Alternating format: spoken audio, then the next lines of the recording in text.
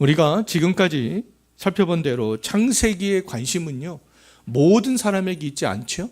특정한 사람에게 있다라는 것들을 잘 알 수 있었습니다. 창세기는 하나님이 아담의 타락 직후에 약속하셨던 그 구원자가 어떤 사람의 계보를 통하여서 오시는가, 그것에 관심이 있기 때문에 특정한 사람들에게 그렇게 관심을 보이고 있었던 거죠. 창세기는 아담의 아들 셋의 계보에 속했던 그 사람들, 홍수 심판 이후에는 셋의 계보에 속한 사람들 중에서 유일하게 살아남았던 노아의 계보에 속했던 그 사람들, 노아의 세 아들 중에서 셈의 계보에 속했던 그 사람들이고요. 또 셈의 계보에 속했던 데라의 세 아들 중에 아브라함의 계보에 속했던 이삭과 야곱에게 관심이 집중되었습니다. 아브라함과 이삭을 찾아가셨던 그 하나님은 베델에서 돌베개를 베고자 하던 야곱을 찾아가셨죠. 하나님은 야곱이 밧다라람에서 20년 동안 고된 삶을 살아갈 때에도 함께 하셨습니다. 야곱이 밧다라람에서 고향으로 돌아오는 그 길에서도 하나님이 함께 하셨기 때문에 미스바에서 삼촌 라반과의 문제가 해결되었죠. 야뽕나루에서 끈질기고도 간절하게 매달렸던 야곱에게 하나님께서 복을 주심으로 에서와의 문제도 해결이 되었습니다. 하나님은 아브라함이 99세가 되었을 때 아브라함의 이름을 아브라함으로 바꾸셨듯이 야뽕나루에서 97세가 된 야곱의 이름을 이스라엘로 바꾸셨죠. 이름을 바꾼 것은 새로운 의미를 부여하기 위해서 이름을 바꿨다라고 말할 수가 있겠습니다.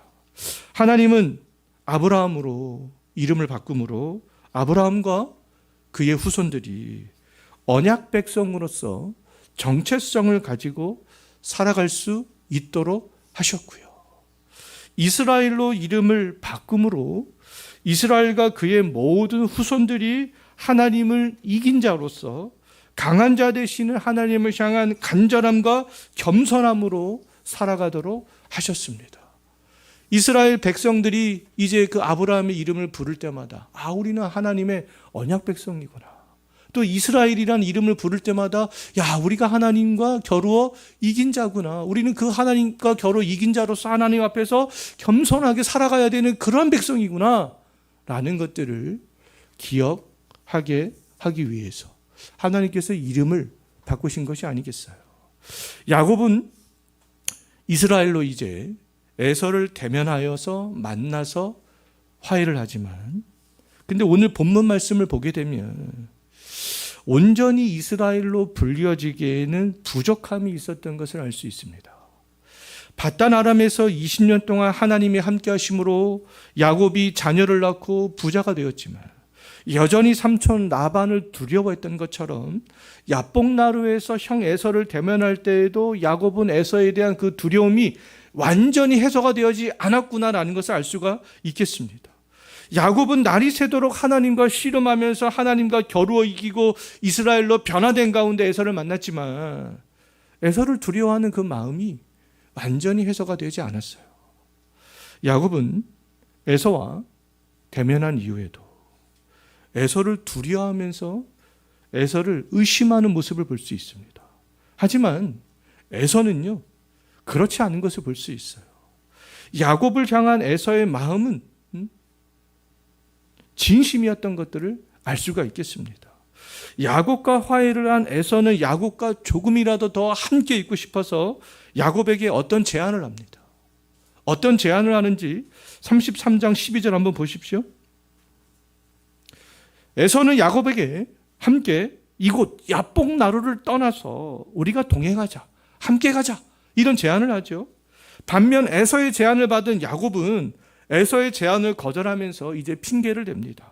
13절과 14절 보면 알 수 있는데요. 에서가 당신이 먼저 세일로 가 있으면 내가 이제 가족들과 가축들이 이곳에서 충분히 쉰 뒤에 그 이후에 세일로 가겠다, 이렇게 이야기를 하죠. 에서는 야곱의 이러한 제안을 흔쾌히 받아들입니다. 좋다 야곱아, 그렇게 해라. 에서가 그렇게 얘기합니다. 그러면서 또다시 야곱에게 제안을 하죠. 그러면 내가 나의 종 몇 사람을 너에게 남겨놓을게. 이렇게 얘기합니다. 에서가 이렇게 한 것은 야곱을 세일까지 안전하게 안내하기 위함일 것이라고 저는 생각이 됩니다. 만약 에서가 야곱의 전 재산을 빼앗을 마음이었다면 그렇게까지 하지 않았겠죠? 야복나루에서 빼앗았거나 야곱의 제안을 거절하지 않았을 것입니다.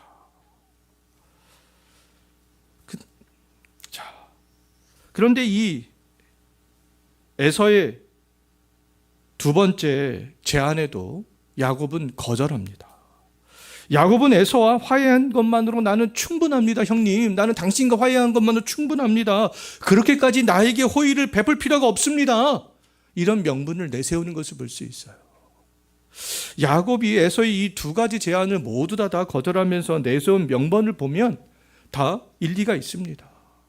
밧다람에서부터 라반을 피해서 수일에 걸쳐서 급하게 도망을 쳤기 때문에 가족들과 지인까지 그 가축들이 쉴 틈이 없었죠. 에서가 호의를 베풀어서 종들의 안내를 받게 한 것을 거절한 것도 야곱의 진심일 수도 있습니다. 그러나 이 야곱의 내면에는요, 여전히 에서를 향한 두려움이 있었기 때문에 에서와 함께 동행하지 않으려고 했던 거죠. 제가 이렇게 말씀을 드릴 수 있는 이유는 야곱의 말과 행동이 다르기 때문에 그렇습니다. 야곱은 분명히 나중에 에서가 있는 세일로 가겠다라고 했잖아요. 그런데 야곱은 세일로 가지 않았어요. 가지 않는 것을 볼 수 있습니다. 야곱을 대하는 이렇게 에서의 태도는 진심이었지만 에서를 대하는 야곱의 태도는 진심이 아니었던 거죠. 야곱의 이름이 이스라엘로 바뀌었지만 인간적인 연약함이 야곱에게 아직도 남아있었다라는 것을 알 수 있습니다. 지난주에도 말씀을 드렸듯이 아브라함에게도 야곱과 같은 모습이 있었잖아요. 하나님은 아브라함과 언약을 맺고 아브라함의 이름을 아브라함으로 바꾸셨죠. 아브라함과 그 후손들이 하나님의 백성으로서의 정체성을 가지고 살게 하셨고 하나님이 약속한 4가지 그 약속을 소망하면서 살도록 그렇게 하셨습니다. 그럼에도 아브라함이 그 직후에 어떤 반응을 보였습니까? 나는 나이가 많아요, 하나님. 나이가 많다는 이유로 하나님이 약속한 자녀를 자기는 낳지 못할 것으로 아브라함은 그렇게 생각했죠. 그라랑 아비멜렉 앞에서도 아내 사례를 누이라고 그렇게 다시 한번 속였습니다. 야복나루에서 야곱이 하나님이 주신 그 복을 받았음에도 불구하고 연약성을 보인 것은 그러면 야곱만의 문제가 아니다라는 것을 잘 알 수가 있겠습니다. 그 문제는 아브라함의 문제이기도 했고 야곱의 문제이기도 했고 오늘날 그런 우리의 문제이기도 하다라는 것이죠. 우리에게도 야곱과 같은 그런 연약한 모습, 신실하지 않은 모습이 있지만 우리의 이름은 이미 바뀌어져 있잖아요. 우리 이름이 어떻게 바뀌어져 있습니까? 그리스도인으로 바뀌어져 있죠. 이전에 우리들은 에베소서 2장 19절 말씀을 보게 되면 하나님과 상관이 없는 외인이었다. 예전에 우리 이름은 하나님과 상관없는 외인들이었어요. 그것이 우리의 이름이었습니다. 또 하나님과 상관이 없는 나그네였다. 그것이 우리의 이름이었어요. 하지만 이제는 성도로 하나님의 권속으로 불리는 사람이 되었다. 우리 이름이 바뀌었죠. 그렇다면 우리들이 삶에서 보여야 될 그 반응은 하나님의 복과 말씀을 의심하는 것이 아니잖아요. 의심과 두려움 속에서 야곱처럼 변명을 하고 행동을 다르게 하는 것이 아니죠. 하나님의 말씀을 믿고 말씀과 일치하는 말과 행동을 하는 것이 이름이 바뀐 사람으로서 마땅히 해야 될 그러한 것이 아니겠습니까? 하나님의 복을 받은 사람들이 말씀의 확신 가운데 보여야 될 반응은 그 의심이 아니라 진심이라는 거죠. 이때 야곱은 에서보다도 못했던 모습이 나타나고 있잖아요. 에서는 진심이었지만 야곱은 의심이었죠. 근데 하나님께서는 우리에게도 진심을 원하시는 거 아니겠어요? 우리들도 야복나루에서 형 에서와 화해한 야곱처럼 하나님의 그 약속의 말씀 밖에 있었던 에서보다도 못한 사람이 되어서는 안 되는 거 아니겠어요? 하나님은 진심으로 아브라함이 되기를 원하셨고요. 야곱이 진심으로 이스라엘이 되기를 원하셨던 것처럼 여기 있는 우리들이 진심으로 외인과 나그네에서 그리스도인이 되기를 원하신다라는 겁니다. 그리스도인으로 변화된 사람들답게 하나님의 말씀 가운데 복을 주시고 확신을 주셨다면 우리가 다가서야 할 사람이 에서와 같은 불신자라 할지라도 모든 의심과 두려움을 떨쳐버리고 어떤 마음으로 나아가는 거예요? 진심으로 나아가는 그런 모습이 우리에게 필요하다라는 거죠. 하나님이 밧단아람으로 도망하는 야곱을 베델에서 찾아가셨을 때 하나님은 반드시 야곱이 이 땅으로 돌아오게 될 것을 약속하셨죠. 야곱이 밧단아람을 떠날 때가 되었을 때에도 하나님은 야곱의 출생지로 돌아갈 것을 명령하셨습니다.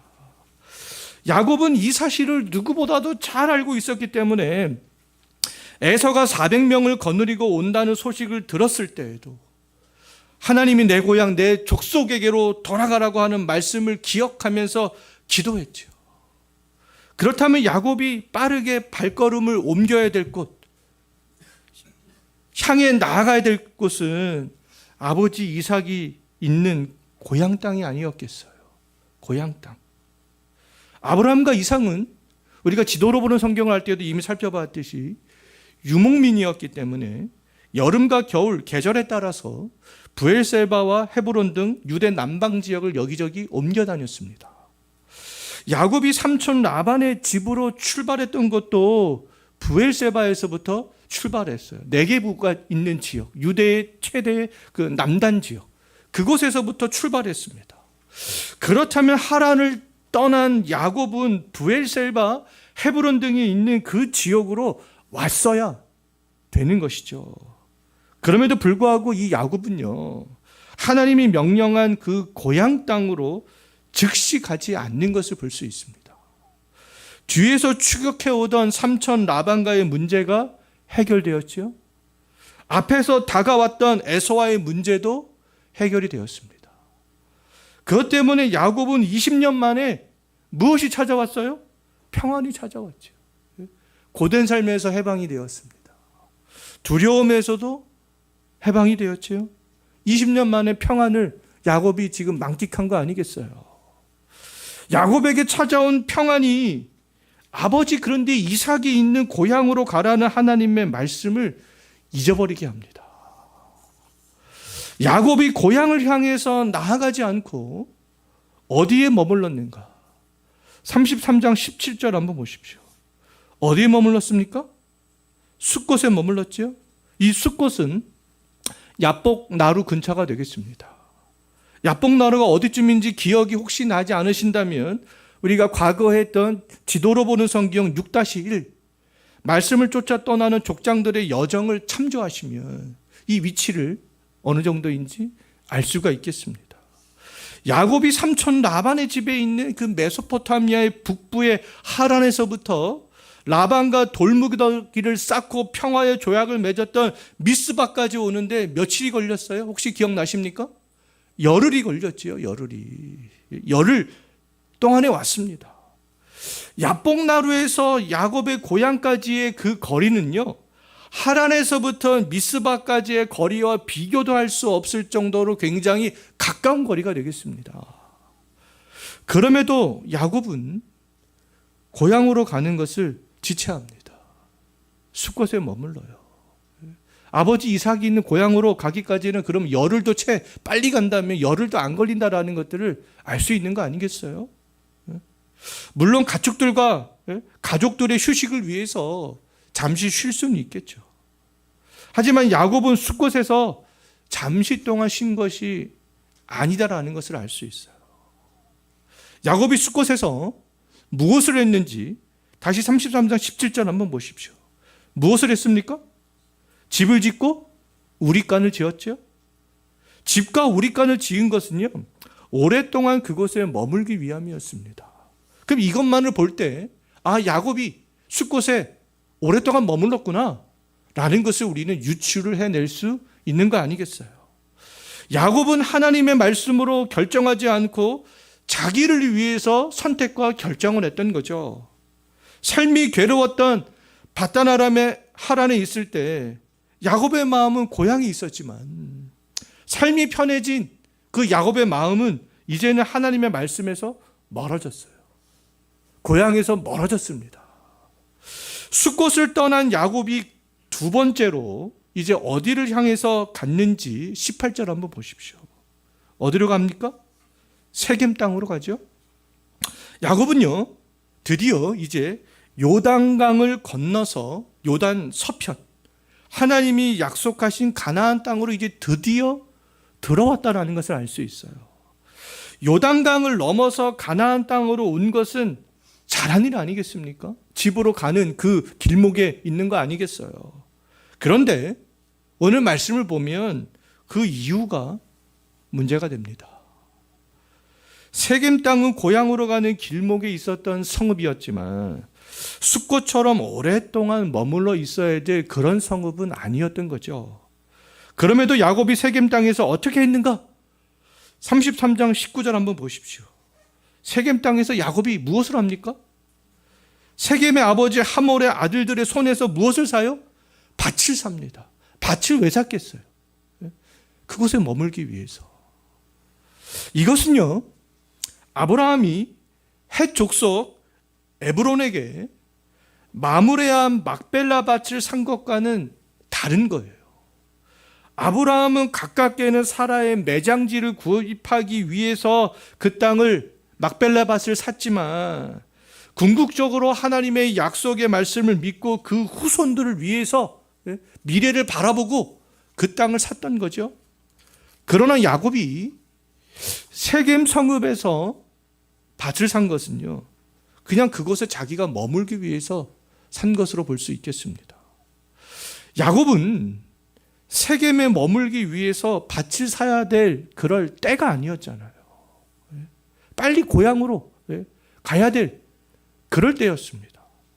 근데 야곱은 밭을 산 후에 하나님께 제단을 쌓고 에렐로 헤이스 이스라엘이라고 부르면서 하나님은 이스라엘의 하나님이라고 그렇게 고백했지만 하나님이 이스라엘의 하나님이 되기 위해서는 진정으로 그 고백이 참된 고백이 되기 위해서는 아버지 이삭이 있는 그곳으로 빨리 가야 했던 것이죠. 하나님이 야곱에게 고향으로 돌아가라고 재촉했던 것은 아마도 이삭의 나이 때문에 그럴 거예요. 이삭의 죽음이 임박했기 때문에 그렇습니다. 야곱이 아버지 이삭이 있는 기럇 아르바의 마므레, 즉 헤브론이죠. 이제 그곳에 하여튼 도착을 합니다. 야곱이 아버지 이삭이 있는 그 헤브론에 도착했을 때 이삭의 나이는요 180세였습니다. 180세. 자, 이삭이 60세에 야곱을 낳았잖아요. 그럼 현재 고향 땅으로 돌아왔을 때 야곱의 나이는 그럼 120세가 되는 거죠. 77세에 고향을 떠나서 20년간 밧단 아람에 머물렀던 야곱은 그럼 이렇게 계산을 해보면요, 숫곳과 세겜 등에서 23년을 머물렀다라는 것을 알 수 있습니다. 하란에서부터 미스바까지 열흘 만에 왔던 야곱이었지만 미스바에서부터 야복 나루 근처의 숫곳과 요단 서편 세겜을 거쳐서 고향 헤브론까지 오는 데는 23년이나 걸렸어요. 야곱은 숫곳과 세겜에서 너무 많은 시간들을 지체했던 거죠. 야곱이 지체한 것은 고향으로 가라는 하나님의 말씀에 순종하는 것보다 세겜 땅이 주는 세상적 유익이 더 좋았기 때문에 그런 것이 아니겠습니까? 야곱은 베델에서부터 야복 나루까지 오는 약 20년 동안 하나님만 바라보고 하나님만 의지했었잖아요. 밧단 아람에서 20년 동안 살아가는 동안은 항상 고향을 생각했습니다. 하나님만 바라봤어요. 근데 그 이후에는 하나님의 말씀을 기억하지 못하고 지체하면서 헤브론으로 아버지 이삭이 있는 그곳으로 빠르게 나아가지 못했죠. 세겜이 살기가 좋은 성읍이었을지라도 야곱이 머물러야 될 곳은 그곳이 아니다라는 겁니다. 야곱이 계속적으로 바라봐야 될 그곳은 아브라함이 이미 매장되어 있고 장차 이삭이 매장될 헤브론이었습니다. 헤브론. 우리들도 마찬가지죠. 이 세상이 평안과 유익을 줄지라도 우리의 시선이 머물러 있어야 될 곳은 세상이 아니라 영원한 하늘이 아니겠습니까? 영원한 하늘. 여기서 안주를 하려고 하는 것이 아니죠.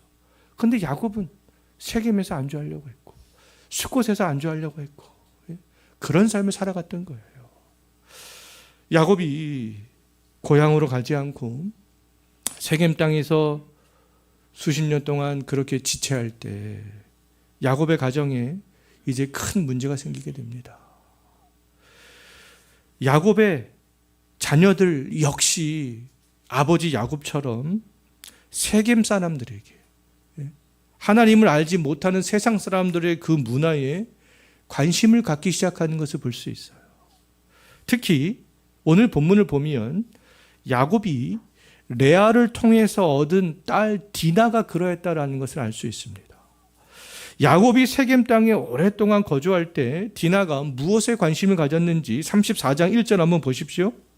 세겜 땅의 딸들에게 관심을 가졌죠. 세겜의 딸들에게 관심을 가지고 그들을 보러 나갔던 그 디나에게 큰 일이 생기게 되는 거 아니겠어요?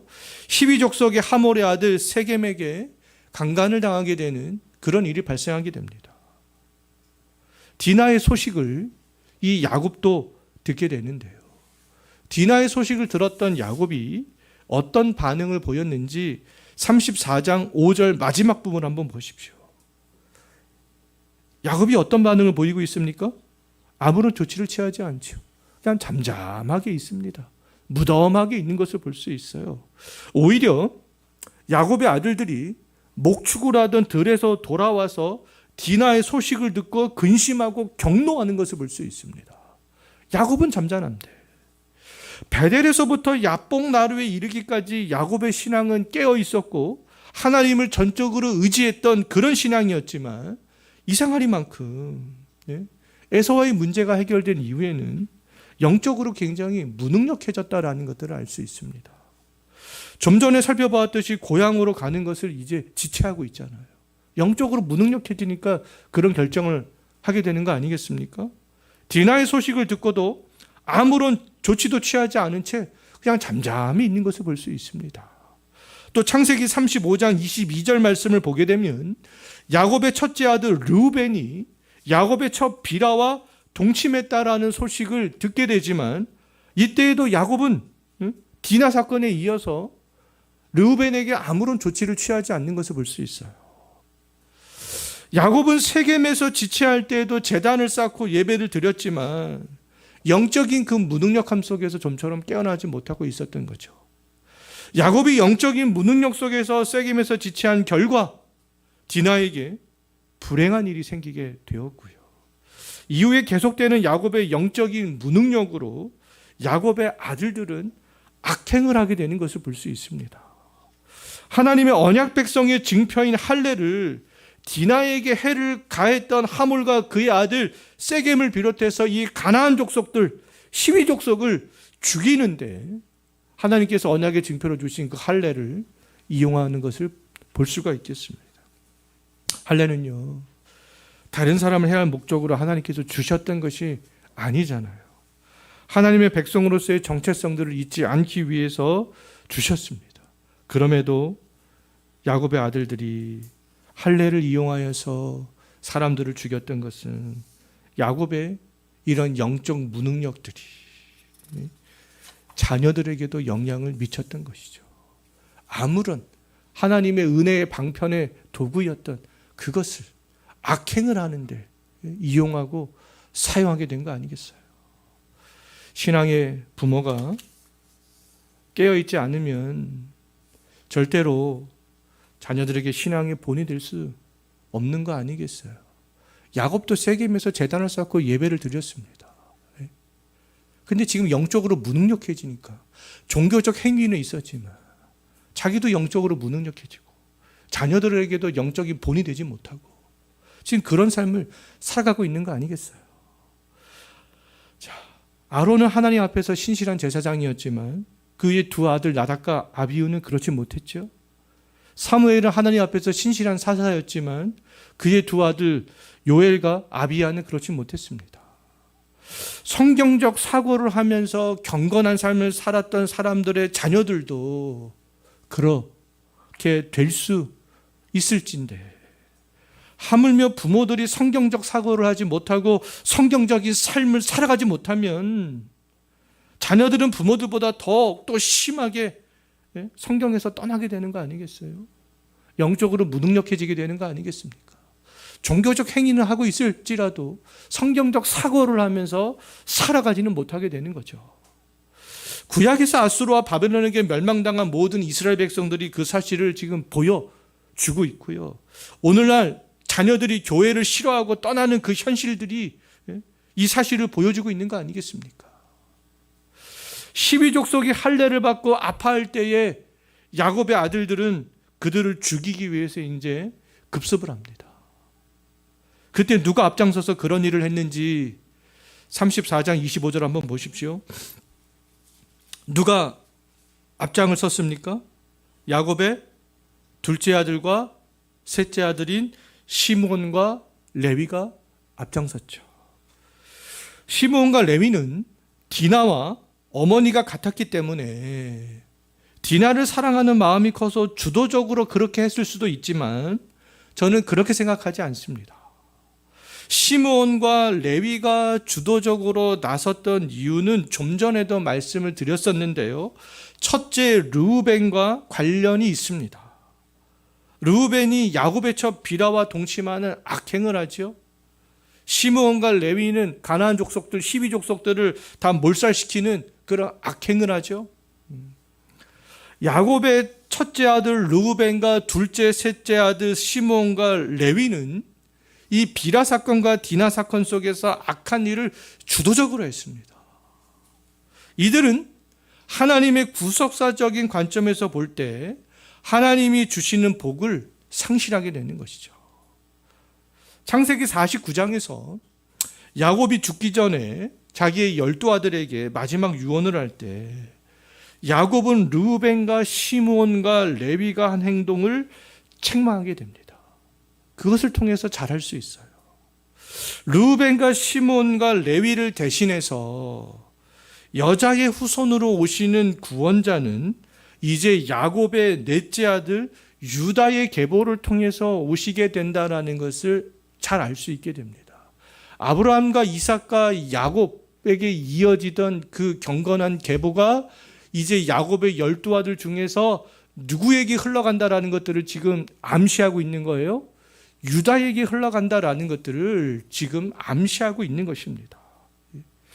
르우벤과 시므온과 레위의 악행 속에서, 야곱의 이러한 영적인 무능력함 속에서 하나님의 그런 숨어있는 뜻들이 나타났던 거죠. 시므온과 레위가 할례를 받은 12족속의 남자를 죽였을 때 영적으로 무능력한 상태에 있었던 그 야곱이 어떤 반응을 보이는지 34장 30절 한번 보십시오. 34장 30절을 보게 되면 야곱은 시몬과 레위를 책망합니다. 그런데 가만히 보면 그들이 잘못을 책망한 것이 아니다라는 것을 알 수 있어요. 그들의 잘못을 책망해야 되는 거 아니겠습니까? 그런데 영적으로 무능력했던 이 야곱은요, 12족속을 넘어서 그 땅에 살아가던 가나안 족속들의 보복이 두려워서 그 아들을 책망하는 것을 볼 수 있습니다. 보복당할까 봐. 자, 세겜 땅에서 야곱에게 일어난 사건들은 불행한 일이었지만 야곱은 불행한 그 사건들을 통하여서 이제 영적인 무능력함에서 조금씩 깨어나게 되는 것을 볼 수 있어요. 그동안 잊고 살았던 하나님의 말씀들이 다시 기억하게 되는 것을 볼 수 있습니다. 세겜에서의 불행한 사건을 통해서 영적으로 무능력해지고 하나님의 말씀도 잊었던 야곱의 발걸음이 세겜 땅에서의 그 불행한 사건들을 통하여서 다시 고향을 향해서 움직이기 시작했다라는 것들을 알 수 있겠습니다. 야곱은 세겜을 떠나서 하나님을 처음 만났던 이제 베델로 가게 되죠. 베델로 가서 제단을 쌓습니다. 야곱은 영적인 무능력함에서 완전히 벗어나지는 못했지만 세겜에서 제단을 쌓을 때와는 이제 달라진 모습을 보이는 것을 볼 수 있어요. 야곱은 그동안 묵인해왔던 가족들의 이방 신상들을 다 버릴 것을 명령합니다. 세겜 땅에서 제단을 쌓을 때는 그럼 가족들이 다 이방 신상을 가지고 있었다는 거잖아요. 그런데 야곱은 묵인해왔던 이방 신상을 다 버리라 명령합니다. 모든 가족들이 하나님 앞에서 새로운 마음으로 이제 베델에서 제단을 쌓고 하나님께 예배하게 되는 것이죠. 이것을 볼 때 야곱이 영적 무능력에서 좀 벗어나게 됐다라는 것들을 알 수 있는 거 아니겠어요? 그렇기 때문에 다시 아버지 이삭이 있는 그 고향으로 지금 나아가고 있다라는 것들을 알 수 있는 거 아니겠습니까? 야곱은 과거의 도망자로서 고향을 떠날 때 베델이라 불렀던 그곳에 다시 와서 엘베델이라 부르면서 베델의 하나님을 기억했던 것이죠. 야곱은 베델로 돌아와서 과거 자신을 만나주시고 복을 주셨던 그 하나님을 이제 기억하게 됩니다. 그러면서 아버지 이삭이 있는 그 고향을 향해서 나아가게 되는 것을 볼 수 있어요. 그때에 하나님께서는 세겜 땅의 모든 고을들을 크게 두려워하게 하심으로 그 가나안 족속들이 야곱의 가족들을 추격하지 못하게 하시는 것을 볼 수 있어요.